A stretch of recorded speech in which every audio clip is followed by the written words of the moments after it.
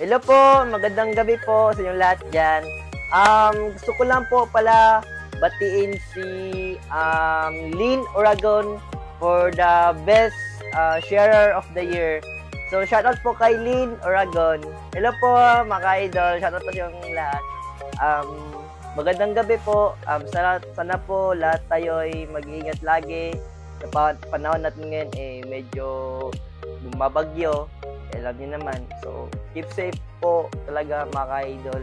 Kung saan man kayo sa sulok ng mundo, sana po, lagi po kayo mag-iingat at palagi nyo ring tatandaan niya.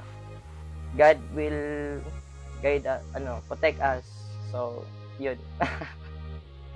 Pasensya na kung medyo nabubulol tayo dahil lain na. So, yun lang. God bless. So, love you all. Mwah. Thank you.